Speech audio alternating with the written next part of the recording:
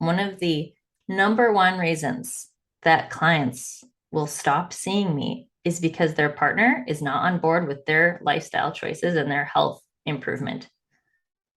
And Yeah. I that shocks me, because I grew up in a family where everyone supported everyone's health. Hmm. And so to hear that from people, especially your partner who you would Yeah. hope would have your best interests and want you to Hmm. make healthy choices, Hmm. it's it's really just tragic to me. And Right.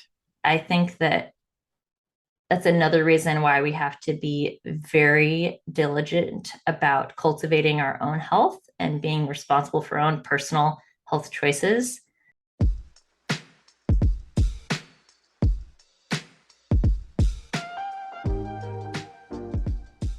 Welcome to I Think I Can podcast. My name is Luella Young. I am a woman who believes that we, like wine, get better with age.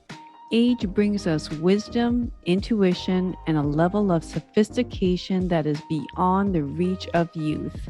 I am here to tell you that living a luxuriously rich and fulfilling life is in your reach. I Think I Can podcast will teach you to think differently in order to get different results. Allow me to show you how to do life effortlessly. This podcast is for the woman who is tired of playing by the rules of society, community, religion, parents, and partners. I Think I Can is all about becoming brave, authentic, purposeful, and strong. Listen weekly, and you will find yourself living a life you could have only once dreamed of. Thoughts drive our physiology. So channel your thoughts with me into a life truly worth living. Enjoy the show. Hello, everyone. Welcome back to I Think I Can podcast. Today, I'm delighted to have a registered dietitian with me from Walnut Creek, California. Her name is Shelise Irby. Welcome, Shelise. Thanks, Dr. Young. It's great to be here. I I I know Shelise fairly well because we used to work together virtually at the clinic, the functional medicine clinic, Body Love Cafe, and she's continuing to work there, and she specializes in gut health with clients of all ages, from infants to seniors. And I'm really anxious to dive into some topics that I know that a lot of you, um, question some from time to time in terms of food sensitivities, as well as the gut brain connection, and also a little bit about emotional eating. I think we're gonna cover. Her specialty really lies in creating awareness around the influence of our nutritional choices and helping her patients become more aware of the behavioral barriers that have prevented them from making health changes in the past. Now, I think the key word here that I picked up on is awareness. Awareness is so important. Wouldn't you agree? Yes, I think it's vital because you can't know what you need to change until you're aware of what you're already doing. Yeah, and that part, yeah, that, sometimes, like, sometimes doing the tests and speaking with you, there's a like a light bulb moment. But I'm kind of thinking about more of not what you can do across from another person in terms of gaining information or reading from the page. But I feel like, maybe we'll talk about emotional eating right away. It's it's stopping the moment and perhaps saying, you know is this a good choice for me, or why am I moving more towards this food than this food, because I know this food makes me feel better. How do you help your clients with emotional eating, and is that a common thing you see in the clinic? Yeah, I think that's something that I see with every client, just to a certain extent. Mm-hmm. And let's first maybe define what emotional eating might look like to a person. If you've never heard that term before, emotional eating is a term used in many different fields, but specifically in dietetics, it's really referred to the type of eating that is driven by an emotional desire. And this desire is something that is usually a negative emotion Mm-hmm. that is driving us to make certain food decisions. And these food decisions typically can lead to overeating, undereating, or even just the types of foods that we choose to consume, right? Mm-hmm. So this plays a role in eating disorders as well. Mm-hmm. And when we're talking about emotional eating, then the second part of your question was, do I see it a lot in my clients? And the answer is yes.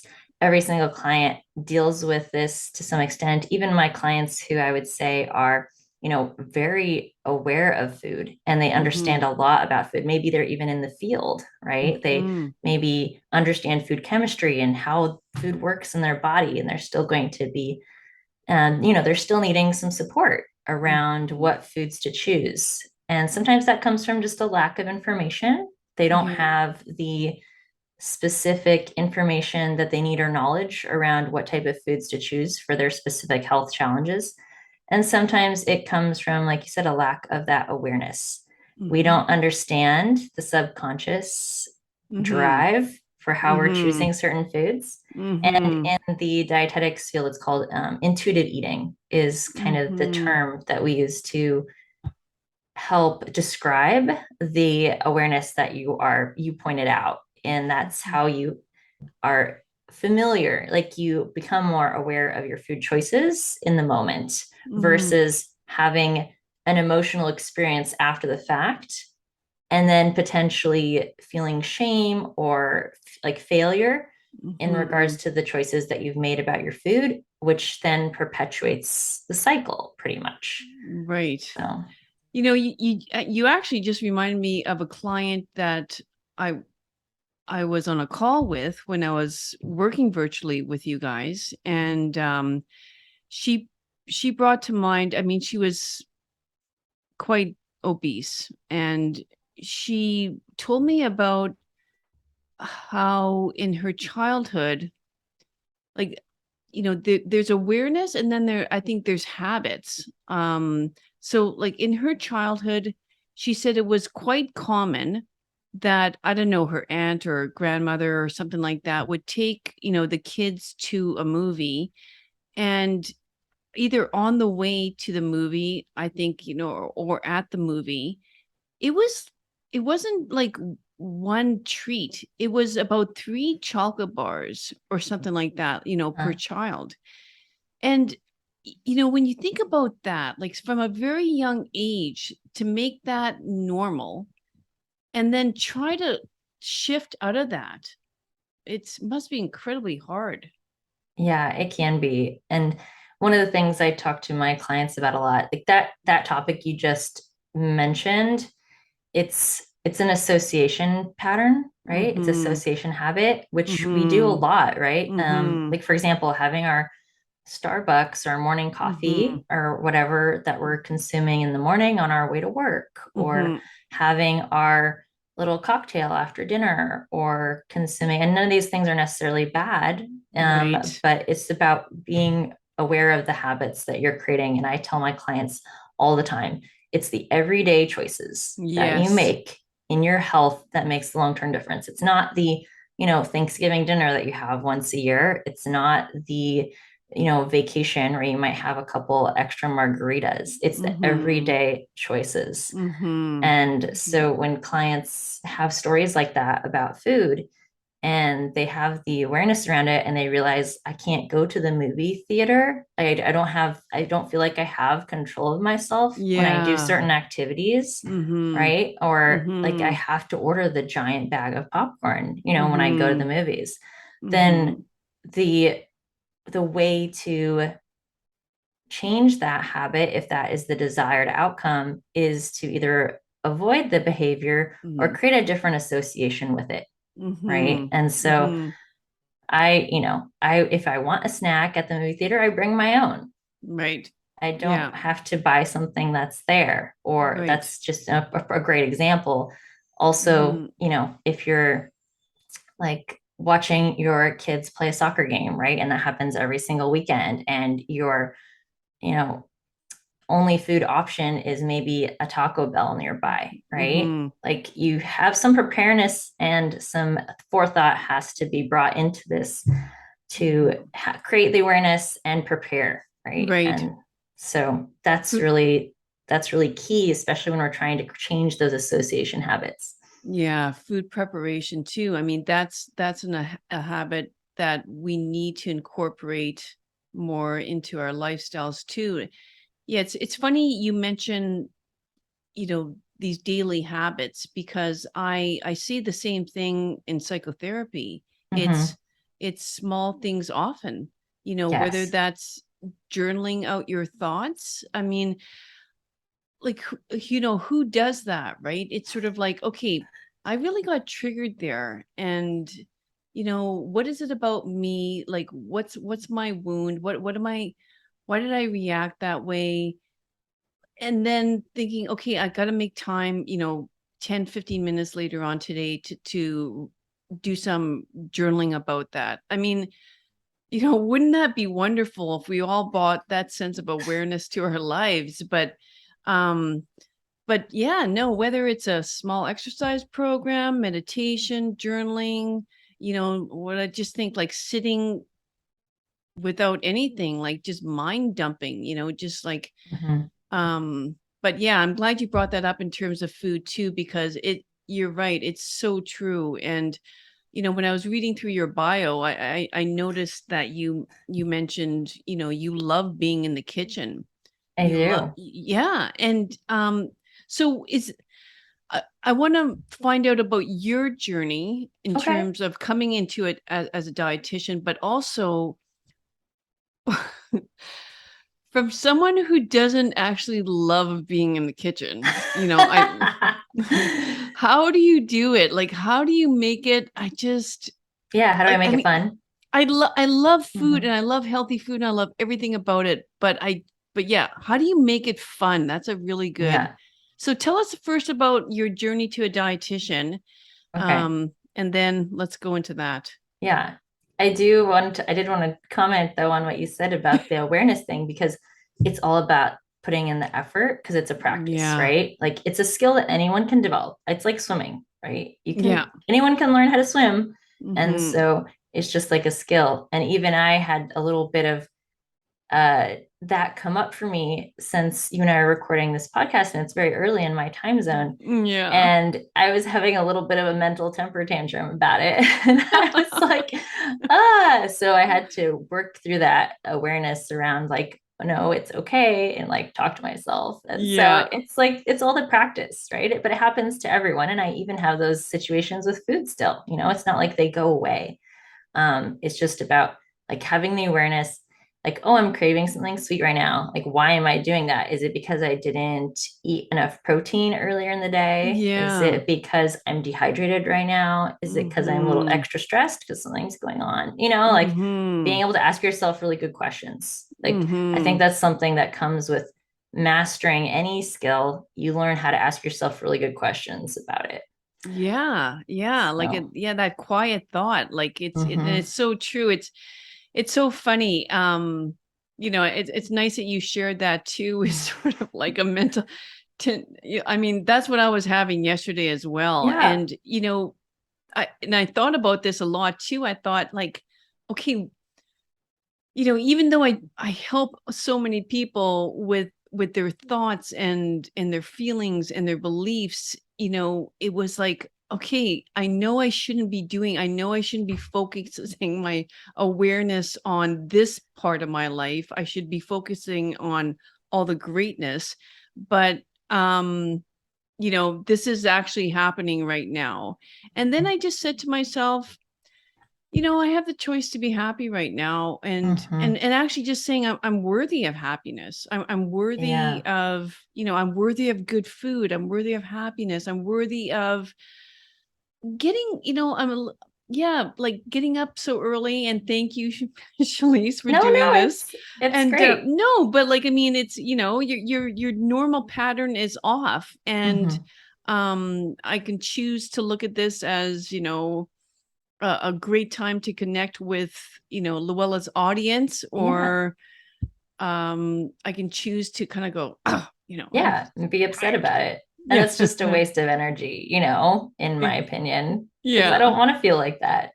No, So it's just, exactly. yeah. And so yeah, I'll give you a little bit of my Yeah. background and kind of how I developed my current relationship with food, because it is a lifelong, Mm. relationship Mm-hmm. that I have experienced. And everyone technically has this, even if they're not aware of it, right? Mm-hmm. So what I tell my clients all the time, so as a child, I'm a twin, and my sister and Mm. I were both born a little bit with a little jaundice, so a little bit of Mm-hmm. liver detox challenges, which is normal for a lot of babies. Mm-hmm. But very early on, I I developed a lot of allergy symptoms, and Mm-hmm. those would be anything from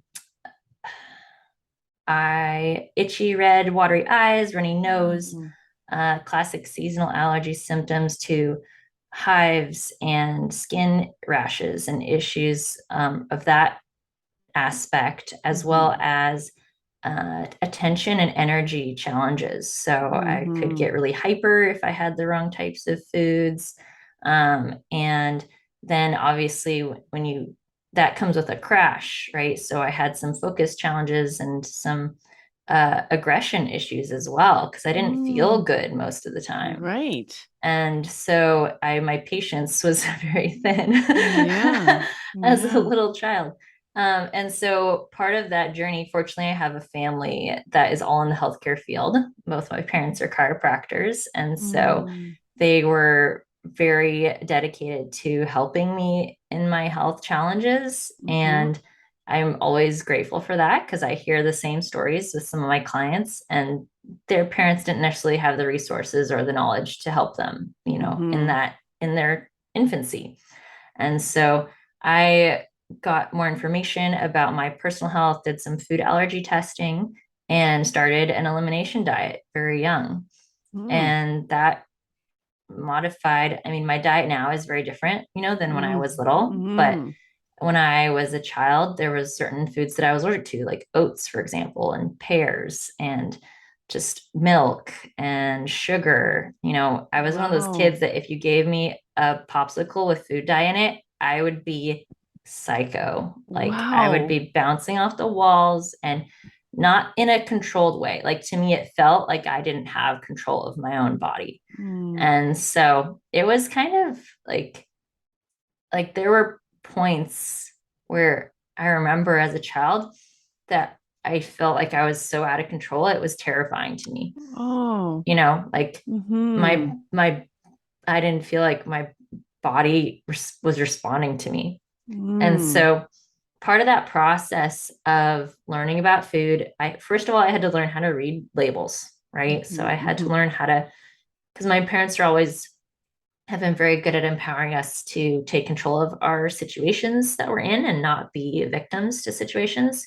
So, Mm-hmm. part of that was information. Knowledge is something I've always used to help me uh, deal with uncertainty, and to deal with just finding out the data of a situation, but Mm-hmm. also just to help soothe Yes.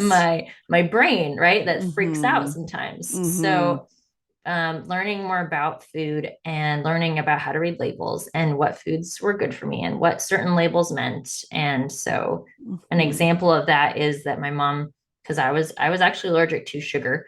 And so my mom said that I couldn't have any cereal that had more than 3 grams of sugar per serving, which Wow. in children's cereal is actually not very many. I was gonna say, is that even created? Like, Yeah. So, but then I got to go and pick the cereal I wanted, right? It wasn't mm, like she was telling mm, me, like, oh, you can only have this cereal. So mm-hmm, it was a very wonderful way to like foster my relationship with food, even though she didn't necessarily realize that's what she was doing, mm-hmm, because she was still giving me a choice. It's like when you have a kid and they can't they can't decide what to wear, right? You give them a choice of outfits to wear. You don't just give them the whole closet, right, to Yeah. choose from, Yeah. because that's going to lead to chaos. Right. So Yeah. you teach the child how to make decisions and get used to making decisions and get comfortable Mm-hmm. with that, right? Mm-hmm. Versus just telling them what they can and can't eat. And this is something that I teach my moms and parent Mm-hmm. clients as well. It's like as soon as the child is old enough, obviously, if they're infants, then this isn't going to work. But Mm-hmm. as soon as the child is old enough to start to read, to understand the difference between different foods, because they know how they feel, like they know how Mm-hmm. the food affects them. Mm-hmm. And so, as soon as they are old enough, then the education needs to begin. And Mm-hmm. I always recommend parents, the sooner you can get your child involved in the food process, the better, Yeah. Yeah. right? The sooner you can get them in the kitchen, the better. And Yeah. because that's how I took control of my food. I couldn't go to a kid's birthday party and eat birthday cake. Like that No. wasn't an option for me. And so Mm-hmm. if I wanted to make foods that I could enjoy and eat with lower sugar and better Mm-hmm. ingredients and things like that, I had to Mm-hmm. make them in my Yeah. kitchen. Yeah. Well, no And wonder. That's the birth of your love of working with food right mhm. there. So how much of this is still part of your, biochemistry, the Oh, good allergies? question. Yeah. So, over my lifetime, I've had many different health challenges, Mm, and this was just the food allergies and environmental allergies was just kind of the first part of it. okay. But I would say, how old am I now? I'm 35. Hmm. So I would say I really got into nutrition and health. I feel like I managed my health pretty well growing up Hmm. as a teen Hmm. and things like that. But I was a vegetarian, which also set me up for a lot of health challenges later on, and Hmm. especially hormonally. Hmm. And that's a whole nother topic. But Yeah. the once I got into college, in my early 20s, and I really started learning more about supplements, Hmm. and I had a great initial practitioner mentor who helped me with some of my food challenges. Then I feel like I really got to the next level of Hmm. my health journey. And now I would say I'm at an even different level because I can eat a lot of the foods that I used to not be able to eat.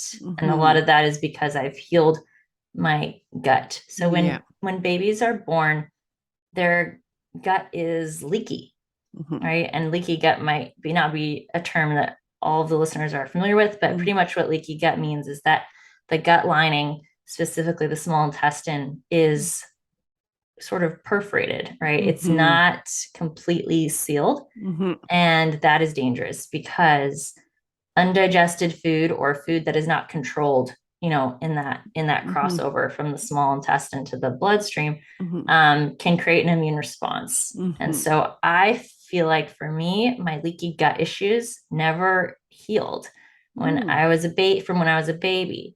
And so I developed a lot of food allergens.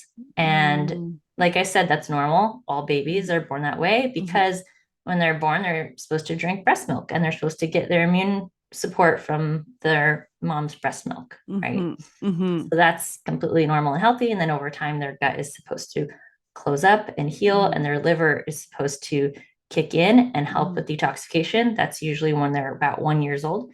That's mhm, also the time when their immune system really starts to identify itself, mhm, and defend itself on its own. It's also typically when moms will start to kind of wean their baby off of breast milk because the immune system has started to be able to to mhm, fend for itself, right? mhm, So now, after working on my health for my whole life, but really intensely from my 20s on, mhm, I find that I can eat many different foods that I used to not be able to. I mhm, still follow a gluten and dairy. I'm truly am allergic to cow's milk. Like that's mhm, yeah. never going to go away. I follow a gluten, dairy, and corn free diet, Okay. and that is really working very well for me. Great. And I I take my supplements, and I'm always looking on ways to improve my diet and my health. Like, I don't think there's a ceiling. Right. So one things I tell No. my clients is my goal is every single year I want to be healthier than the last year, because I Mm-hmm. started out pretty unhealthy. Mm-hmm.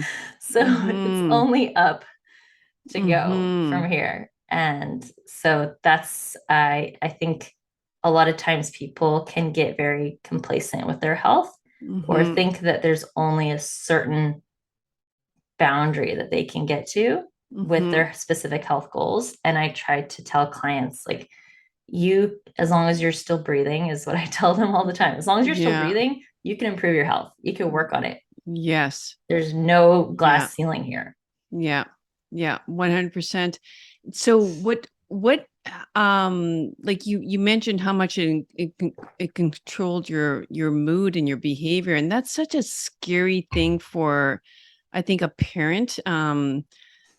Yeah, the importance of the gut brain connection. So you're not allergic to sugar anymore, but do you still feel like, would you bake with sugar right now, or do you Yeah, choose? Yeah. yeah, that's a good question. So I Mm, do prefer like organic cane sugar or honey or maple syrup. Those are my favorite sweeteners to use. mhm, But it would depend on, so I see my diet as a tool that mhm, I utilize. mhm, And you originally asked about my relationship with food and how I made food fun. Part of it was because that was the only way that I could eat fun things, or foods that I perceived as fun, right? If I wanted to mhm. make cupcakes, I had to make them myself. And I thought Mhm. cupcakes were fun, Yeah, no so, kidding. Mm, or like pasta and things mhm, like that. So one of the ways is that I had a rule, or my mom kind of, and I developed this rule, which was, if I wanted to have certain foods, I had to make them myself. And so mhm, that was the motivation. And the other mhm, thing was, I do have kind of a chemistry brain. So I loved recipes. I mhm, loved mhm, reading about them, learning mhm, about food and how to mhm. cook it. And my mom also, a side story is that she never learned how to cook. Oh, And so it was something that we actually learned together. wow. And so my mom, yeah, she didn't have a parent to teach her how to cook. And Yeah. so she never gained that skill. And so it was a really great way for us to bond and connect. And we still connect over food and cooking. Like, my mom and Mhm. I still share that as a big part of our relationship. Oh, that's And so nice. I see for me, the kitchen means freedom. You know, Mm. it allows me to be really creative Mhm. and make foods the way that I want, and foods that help me feel good, Mhm. because I know what foods that don't make me feel good feel like. Mhm. And so I love cooking, but I have, because of all my knowledge about foods and my own Mhm. personal body and health journey, I Mhm. see food as a tool. Mm. My diet is a tool. So if I need to change it, then I'm going to change it. Like, I Mhm. started exercising more regularly a couple years ago, Mhm. and my trainer was like, you need to you need to be eating 80 grams of protein a day. And I was like, okay, I'm definitely not doing that right now. Right. That's a lot. So I got a protein shake, Mhm. and I tried to increase my protein. I created a whole menu for myself, with the right serving size and types of protein. And that just kind of, and then I didn't need the menu anymore, because it just kind of bled over to my regular Right. pattern. But if I Yeah. feel like something's going on with me, like, for example, I had a little bit of a bladder issue, Mhm. like potentially, Mhm. yeast infection Mhm. sort of thing, which Yep. is very rare for me nowadays. I used to get them a lot. Mhm. And I was like, okay, something's going on. Mhm. Mhm. I went off of sugar for a couple of weeks, Mm. and I increased my water, changed up my Mhm. supplements a little bit. And Mhm. so I see my diet as a tool that I can utilize at any time to Mhm. accomplish what I want to with whatever is going on in my body, right? Mhm. Mhm. It's You very know, malleable. It's very malleable, and it's so different from, what conventional medicine would do, right? I mean, it would be like, oh, let's run to the doctor and get that Yeah. antibiotic as fast as we can. Or whatever we think, might be the problem. But yeah, rarely do people think of it as food, and especially challenging, with teenagers, right? I mean, um, well, even early 20s. I have, two children, like they're all like the three of them are all sort of in that late teen or early 20s. And despite, trying to guide them sometimes but it's hard because they have their social life, and Hmm. that includes pizza, chicken wings, and, Yep. whatever. So, No, yeah. it's true. And I think that's a big factor that most people don't, and you and I were kind of discussing some of the topics for this. I think that's Mm-hmm. a huge factor that a lot of people don't take into account. One of the number one reasons that clients will stop seeing me is because their partner is not on board with their lifestyle choices and their health improvement. And Yeah. I that shocks me, because I grew up in a family where everyone supported everyone's health. Mm-hmm. And so to hear that from people, especially your partner who you would Yeah. hope would have your best interests and want you to Mm-hmm. make healthy choices, Mm-hmm. it's it's really just tragic to me. And Right. I think that that's another reason why we have to be very diligent about cultivating our own health and being responsible for our Mm-hmm. own personal health choices. And that if we do have children or people in our lives that we influence in regards to food choices, that we have to be, sometimes all we can do is be an example. Mm-hmm. Sometimes that's the Mm-hmm. only choice. And a great example for me personally, I went to a play with my sister and some of her friends, and we went out to dessert afterwards. Mm-hmm. And we only went to just the place that was open. It was like 11 o'clock at night. Yeah. And so there weren't any desserts there that I could eat. There wasn't anything that Oh. was gluten or dairy free. Mm. And so I just had to make the decision that I was going to get a nice drink instead. Mm-hmm. I got something Mm-hmm. that had like some coconut milk and strawberry lemonade or something like that. Mm-hmm. And it was like Mm-hmm. a house made, product. Mm-hmm. So I knew it wasn't going to have corn syrup or anything in it. Mm-hmm. So I felt good about that choice. Yeah. It made me Yeah. feel good because I'm like, oh, Yeah. I'm sticking with my personal health. I'm not going to be influenced by what other people are doing because there were other Mm-hmm. people at that table who were also supposed to be on specific diets, you know, Mm-hmm. and they Mm-hmm. did not make the choice to stay with that, right? But I'm not going to judge them Yeah. for that either. Yeah. No, that you're bringing up a very good topic. I mean, I'm even just thinking, if you were working with a mother, for example, that, had children, and yes, let's say a spouse that is Mm-hmm. not supporting her and her decisions, and then, and then you have the teenagers as well that could be going, Yes. yeah, yeah, mom, like we're not eating like that. We're not eating like that. And then the extra effort of making sort of a separate meal for yourself. I mean, it's a lot of effort. And if you're not getting that support, like, I mean, It's extra on top of all the internal work you're having to do, right? In your yeah, own brain. yeah, Yeah. yeah. It's just so easy to concave, Yes. after something like that. Yes. Um, and you're making me thinking, like, I work with couples that have, like, they both have addictions, let's say to alcohol, right? Mm-hmm. And when one finally says enough, like sometimes the other partner is not always like the cheerleader, because they realize, well, alcohol can't be in our home then, or um, I'm going to still drink in front of you. Yeah. It's like, no, like that can't happen. That's Mm-hmm. that's not supportive. Yeah. Yeah. Yeah. There's something that I talk to my clients about, not necessarily in the specifics of it, but the foundation is self-discipline, right? Mm-hmm. And that's something we have to practice in our own brains with our Mm-hmm. thoughts and Mm-hmm. also in our world. And that's something that I learned as a child.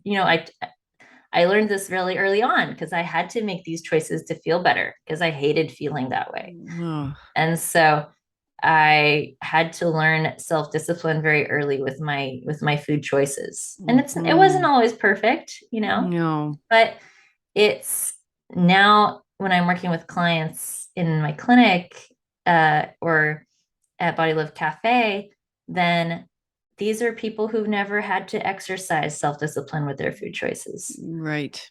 And so it's a completely new experience. And it's just like it's just like the swimming, right? You can learn Yeah. it and get better at it, but there's going to be failure along the Yeah. way.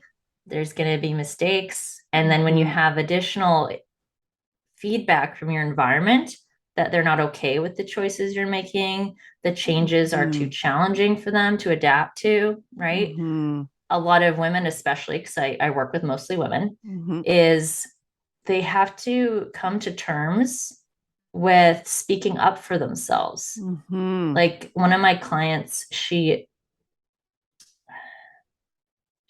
decided that she wasn't going to continue with her diet because it was too challenging for her to have the discussion with her mother-in-law that they ate at her house every single Sunday or something like that. Yeah. And she didn't want to talk to her about her having food restrictions because she was too whatever emotion, overwhelmed or Yeah. afraid or whatever, to have that discussion with her. And she thought it would create too much chaos in the family unit. And having to choose between your own personal health Mm-hmm. versus, the health of your or family, or like whether that's emotional or physical, right? Mm-hmm. It's a tough spot to be in. Really? It's Yeah.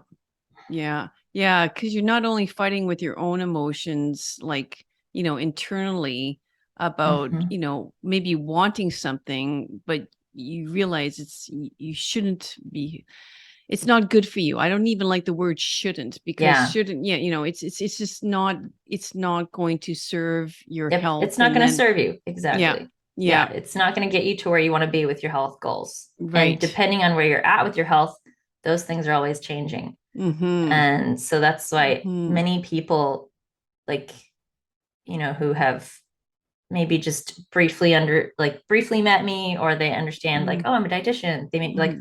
oh, what's the best diet out there? Yeah. And there's no answer to that No. question. It's all individualized. Mm-hmm. And it also depends on what your goals are, right? If your goal is to gain 20 pounds of muscle, then you need a different diet than someone who's trying to Mm-hmm. lose 20 pounds of fat. Mm-hmm. And Mm-hmm. so I try to explain that to my clients. And that's why I feel like having a relationship with your food where you see it as a means to an end, Mm-hmm. right? Mm-hmm. It's something you can wield like a weapon or a sword, right? It's Yeah. something you can use to, conquer those health challenges. And it's very powerful. It's underestimated how much power our diet has over our everyday lives. And that kind of ties into, what you're talking about with the gut brain connection.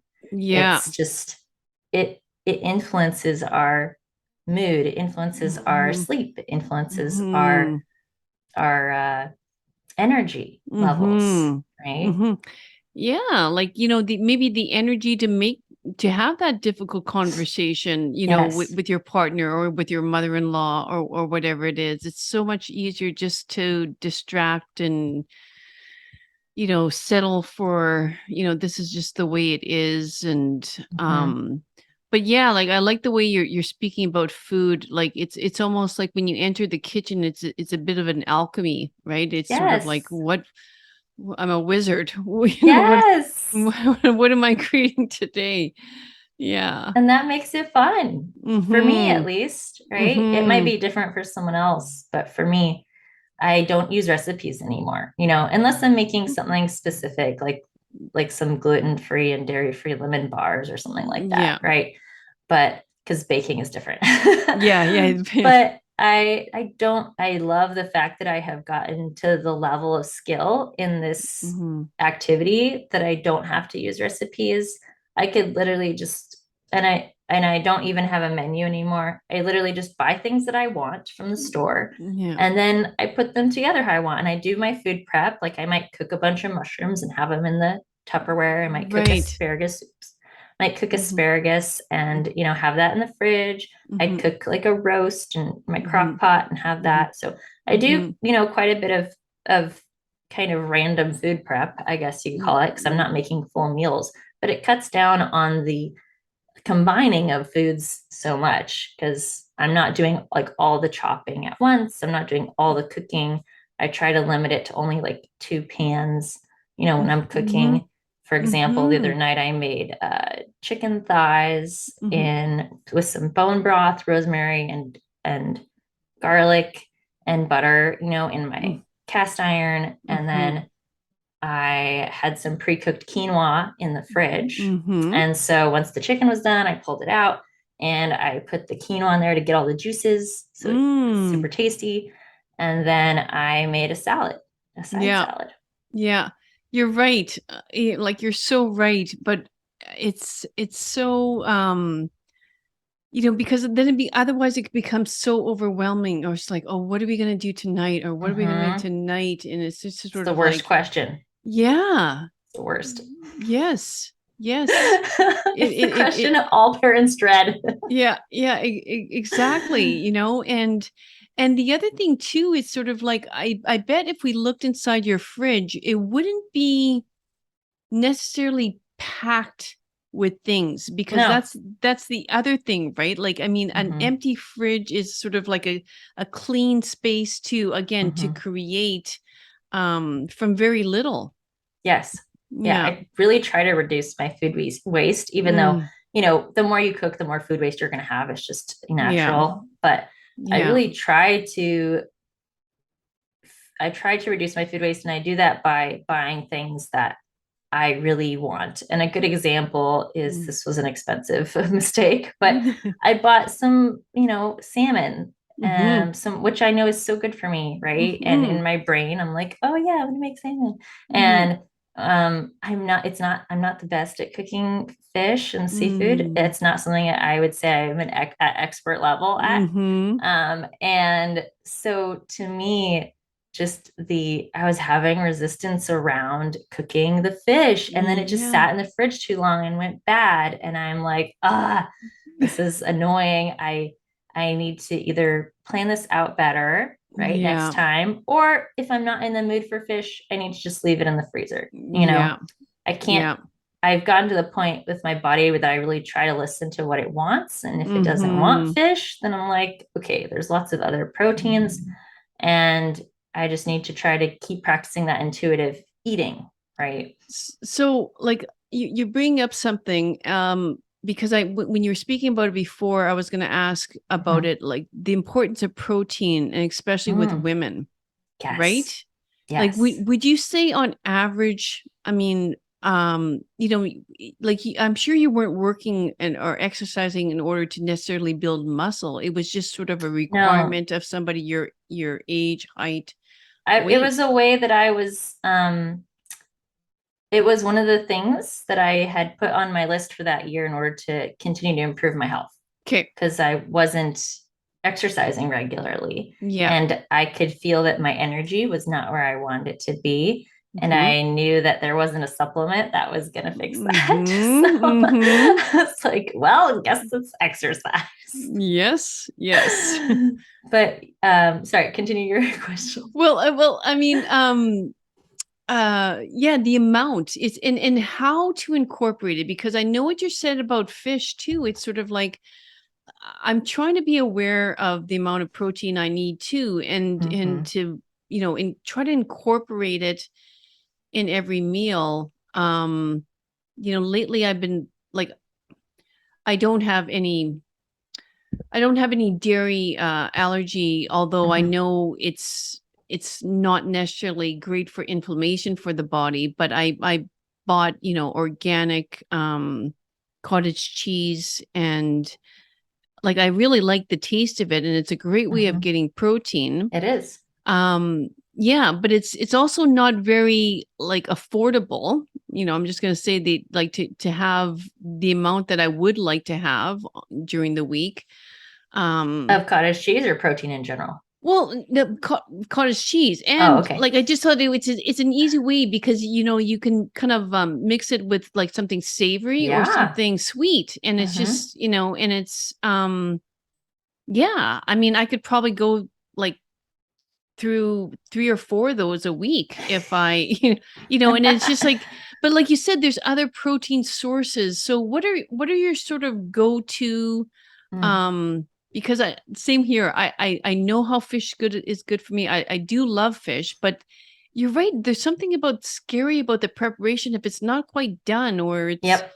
Yeah. so so what are your go-tos? No, that's a great question. I just had a conversation about a client with this yesterday, and I want to preface this with in regards to mood support.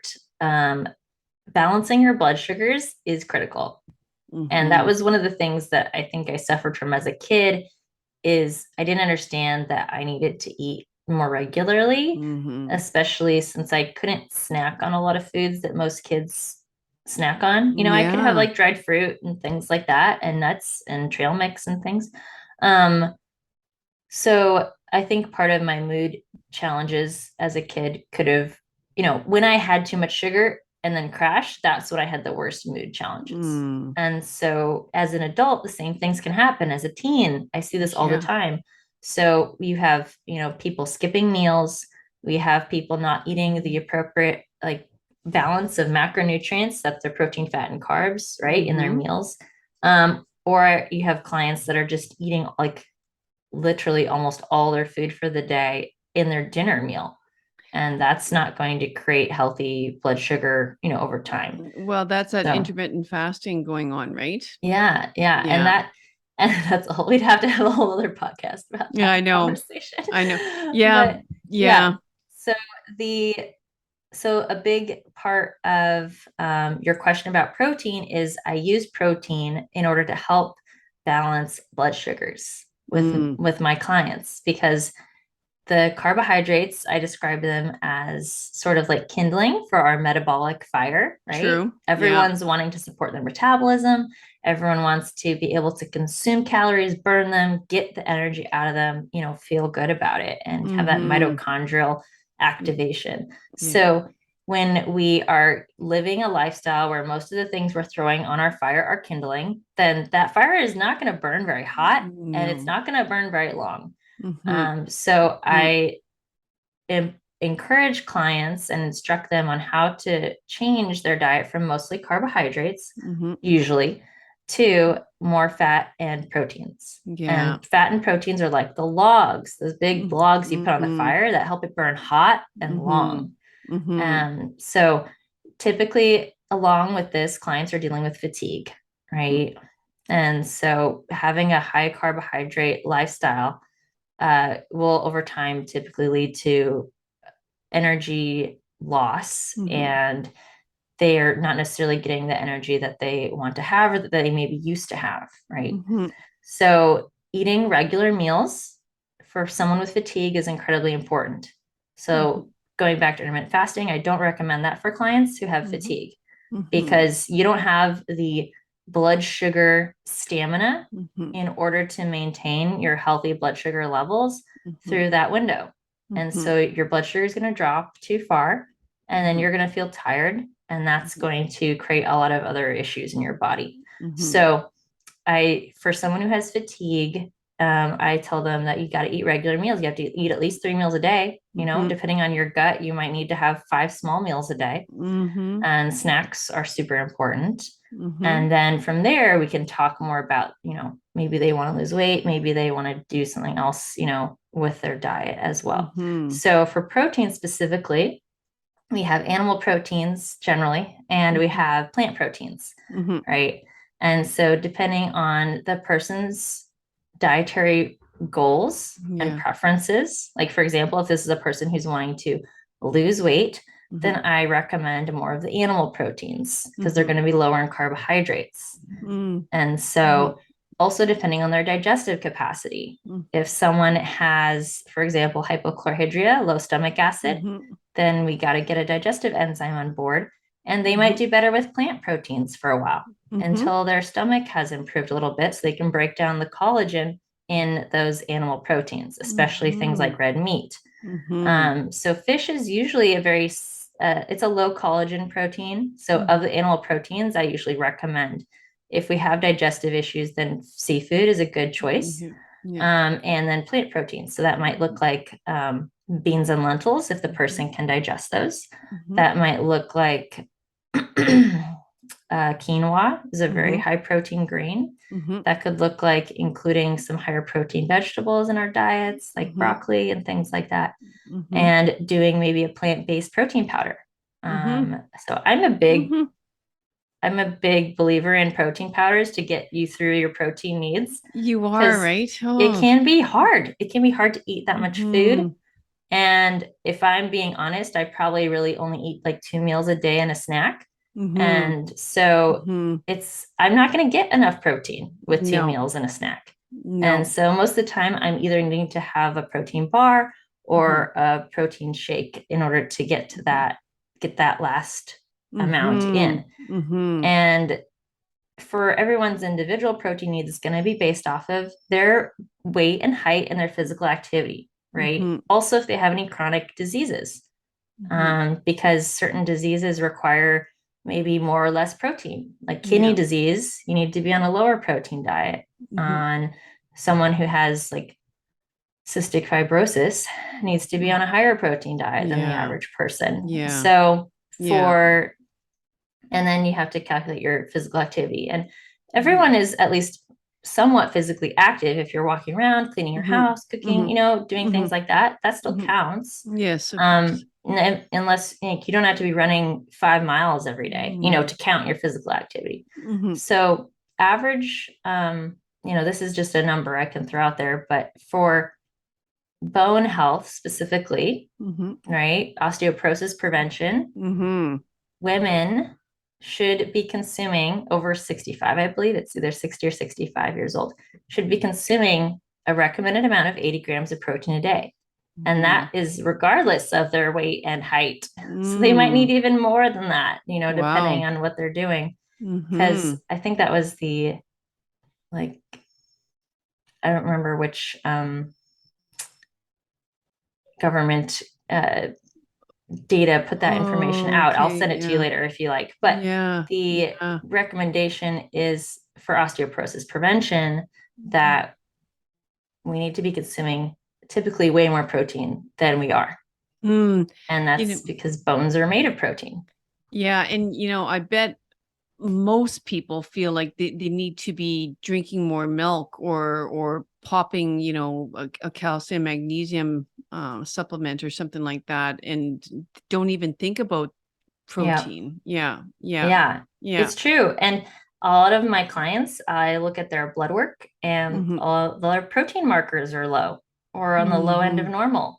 And that's really not a great sign. No. Because if it's affecting the actual blood serum numbers, then that means the tissue's already been affected.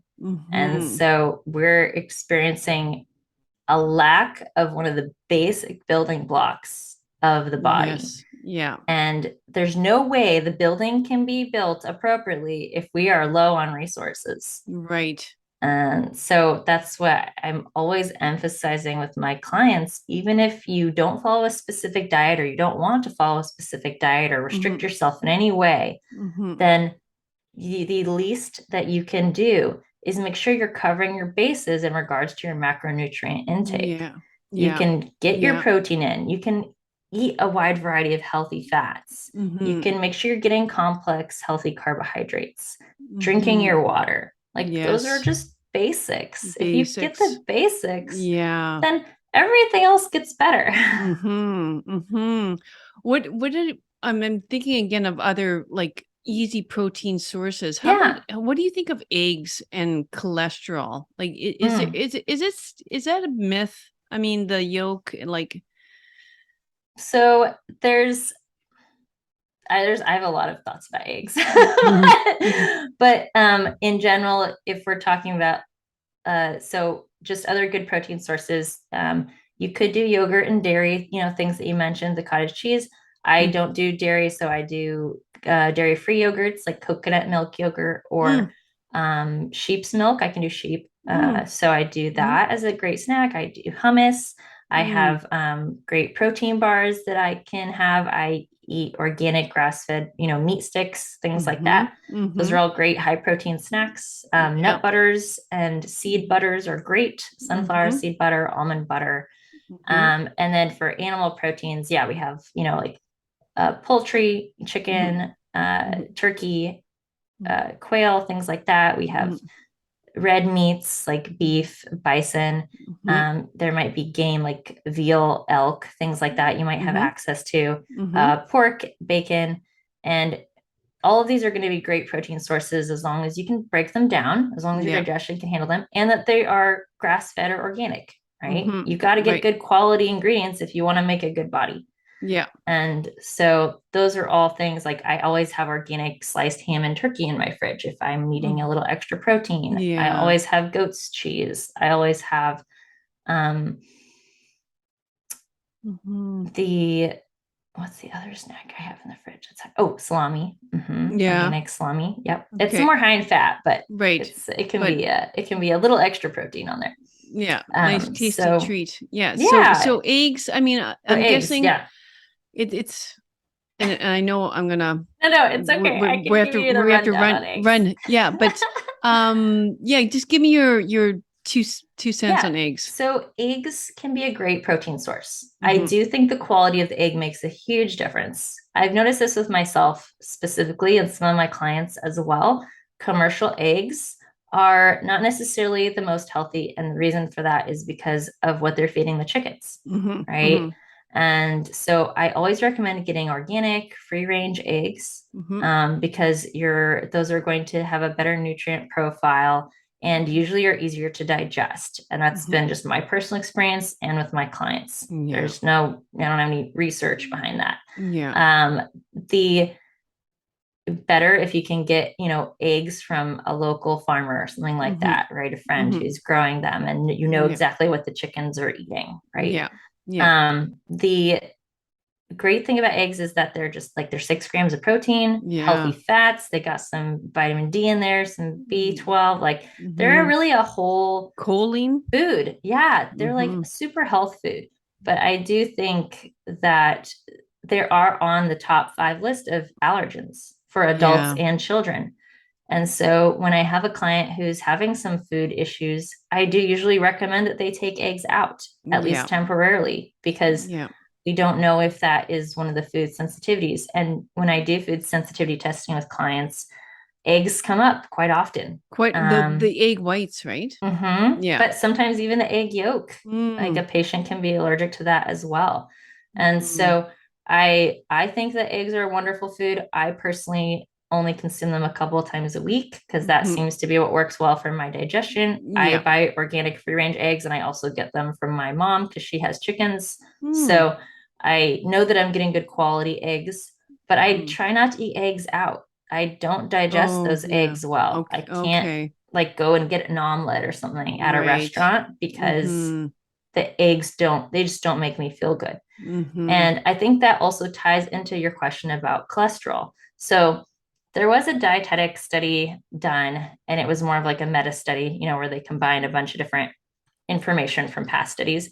Mhm. And the result it was that the influence of dietary cholesterol on bloodstream cholesterol was it was in the teens. It was like less than 16%. And I don't Interesting. necessarily think that that's true for every person, right? Mhm. But I do think that the idea that our dietary cholesterol it has this huge giant significance on our serum cholesterol is not always Yeah. the case. Yeah. And the one of the other reasons why is because cholesterol is made by the liver. Like it will Mhm. take other fats and like make cholesterol, even if you're vegan and not eating any cholesterol in your diet. Mhm. You need cholesterol to Yeah. survive, to make your hormones. And so view cholesterol as a very important nutrient to be Yes. in your diet. Mm-hmm. And it can definitely impact your endocrine system, your hormones, if you do not get enough dietary or, if you don't get enough healthy fats in general, but if you're not Yeah. getting enough cholesterol. Yes. So I think the quality is Yeah. really the factor here. Right. Okay. And Yeah. Good if point. you have Because high cholesterol, then you might need to make some dietary modifications, but it's mostly the liver we need to be working on. mm-hmm. Yeah. Good point. And then the importance of cholesterol for brain health as well. Mm-hmm. Yeah. So, Yeah. well, I think, I think we hit on a lot of great topics. And yeah, I really appreciate you, like I say, like showing up early in the morning for you in California. And yeah, send me the link on that one particular study that you were. Okay, about osteoporosis. Yes, Mm-hmm. osteoporosis. That would be I'll make a great. note. And why don't you suggest some of your favorite protein powders? I mean, I know you're in the US, but like that's my other concern about protein powders is sort of yeah, The additives, quality is a big deal. Yeah. Yes. I don't, Yes. yeah. And it's going to be very individual based on the Oh, person okay. because Okay. but I can talk a little bit just briefly about the different types of proteins out there to look at. So there's going to be vegan protein powders. Those are Yeah. typically going to be made from things like seeds and nuts, pumpkin seeds, chia seeds, or Mm-hmm. brown rice or like lentils. Mm-hmm. Okay. So those, if you tolerate Mm-hmm. lentils or beans and rice, Mm-hmm. those can be a good option. However, they're going to be a little higher in carbohydrates Yeah. than like a collagen or a beef based Mm-hmm. bone broth type protein. Mm-hmm. And then there's also like individual proteins like hemp protein, um, pumpkin seed protein, Mm-hmm. and the and then there's whey protein, of course. So I don't recommend whey protein most of the time unless the client is absolutely certain that they don't have an issue with dairy. Yeah. Because remember, it's something you're eating usually every day. That's why Every picking the protein powder is so important. And I yeah. don't recommend having the same protein powder and over again. I recommend switching it up Okay. Yeah. because it's just like your diet, right? You don't want Yeah. to necessarily be consuming the exact same thing every day, Right. long term. So Yeah. Yeah. you kind of have to experiment with those three types. You have to figure Mm-hmm. out, do I do well with a plant-based protein? Do I do Mm-hmm. well with a collagen or bone broth-based protein, which I Mm-hmm. always recommend grass-fed? Mm-hmm. Or do I do well with a whey protein? Mm-hmm. And then from there, you can try to determine, okay, I like this one. This one, do I want one that has like a sweetener in it or is Mm-hmm. unsweetened or has stevia? And all this is Mm-hmm. going to depend on your health goals. So Yes. Well, like as you're talking, I really appreciate you mentioning that because if you do walk into any of those it's kind of like bodybuilding, whatever yeah. shops or whatever, like you're Mm-hmm. just like faced with these walls of these Huge. gigantic containers. Oh my And then gosh. and you make the wrong choice. It's sort of like, okay, now, I have Mm-hmm. this humongous, yeah. So No. anyway, well, again, Shalise, it was just a joy seeing you again, and maybe we'll have you back on. Yeah, that would be wonderful. I hope that your listeners have gotten a lot of little tidbits out of this that can Mm-hmm. maybe help them with their personal health journey. But I always recommend, and I do this myself, guys. I have a practitioner that I work with. It's Mm-hmm. really difficult to do this journey alone. So Yeah. you want to have someone helping you. You want to have Yes. someone who has been down that road and can help you look for the, little pitfalls and give you a heads up because especially if you're living in an environment that we discussed where you don't have the best support system, you Right. need someone on your side. You need someone on your Mm, team. Yeah, no, thank you for mentioning that. That's so, so true because often like what we focus on, we think, oh no, it's this, and it's like we could be totally off. It's not Yeah. that. Yeah. So yeah, really great point. Thanks for adding that. Yeah. No problem.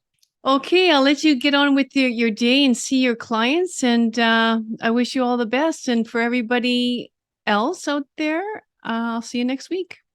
Thank Bye. you. Bye. Thanks once again for joining me on another great episode of I Think I Can podcast. If you liked it, please subscribe below so you don't miss out on any future episodes.